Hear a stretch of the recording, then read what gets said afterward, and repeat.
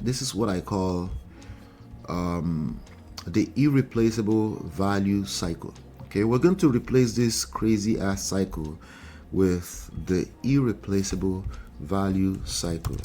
The irreplaceable, the prestige, irreplaceable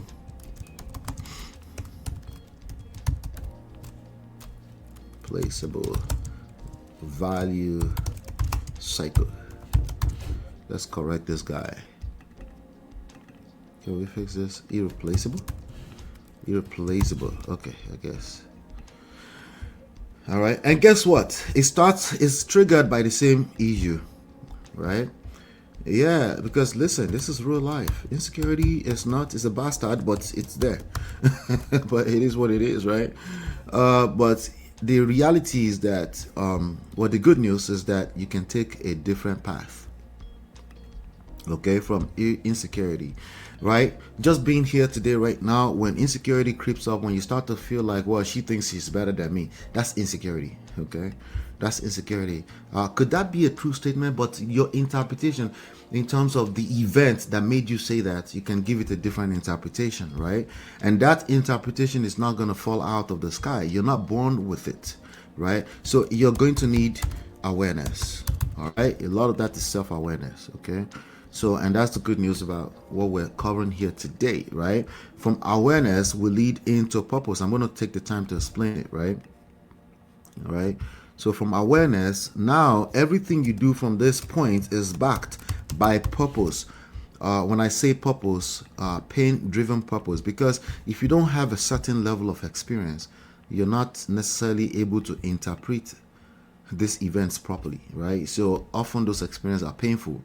Because most people that haven't gone through pain, they will give opinions. Those opinions are like the asshole. They're useless for the most part. I'm sorry. All right. Purpose leads to presence. Okay. Now you are actually operating from a place of presence. Okay. Presence. All right. And presence leads to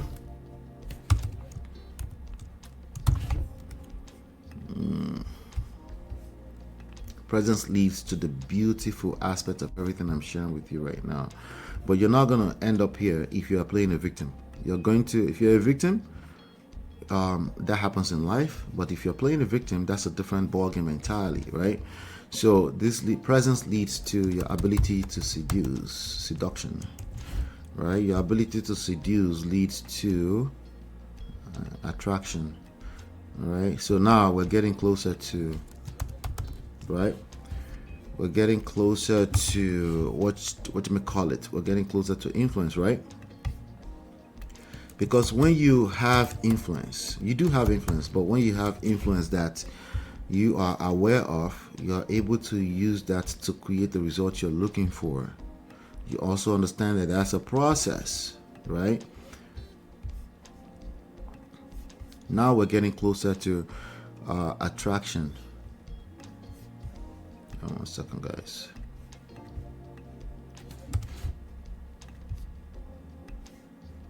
Yeah, let's just connect that to influence. Okay. And again, the prestige irreplaceable value cycle starts with insecurity, but it's about your interpretation to life events. You do have that power, but it's not going to happen without awareness. So all of this happens now. The influence that you have, that creates evidence, right? That you actually have power, and you can actually, but you understand it's a process, right? But the beautiful thing about that is that becomes even more confidence, and then that feeds the loop over and over again. And this by itself, because it has intrinsic value in it, it's sustainable. Okay, so I'm going to put this as it's going to keep feeding awareness. All right, it's going to keep feeding awareness. All right, so again, you're a human being. Sometimes, man or woman, sometimes insecurity will come in, right? The reality is that her success can absolutely trigger a very human feeling, right?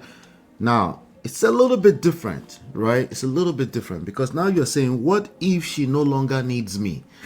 The question is still insecurity, but it's different, right? It's different from she thinks she's better than me. See, same truth, different interpretation, right? What if I am becoming irrelevant? You're just being a human being, right? It's a subconscious thought, right? Whatever is going on in your life, maybe you had a tough time, maybe you've applied for jobs for the last 18 months and you're being offered, and you even start to relate it back to the village. Maybe the village people are after you, right?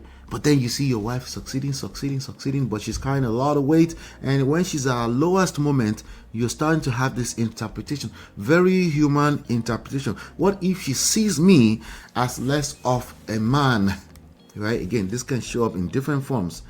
Insecurity itself is not the failure. Okay, everybody experiences insecurity. That's the reality. At different moments in life events and stuff like that, the failure begins when insecurity is converted into control, like we described earlier, right? Resentment, withdrawal, right? Demands that she becomes smaller to fit into whatever it is that you're cooking, right? And is that sustainable? Right? So in this sustainable cycle, insecurity becomes information, right? Not instruction. You don't just convert that into you must be this. And it gets worse because people will justify it with religious shenanigans, right? The nonsense, like with moral-based, cultural, you just play your role, A woman should not, all this kind of stuff that in our society is not going to fly because you can't keep trying to make someone smaller than what they actually are. That's going to backfire really badly, right? So, but let's talk about awareness. Let's talk about what this awareness of a thing, what it actually means.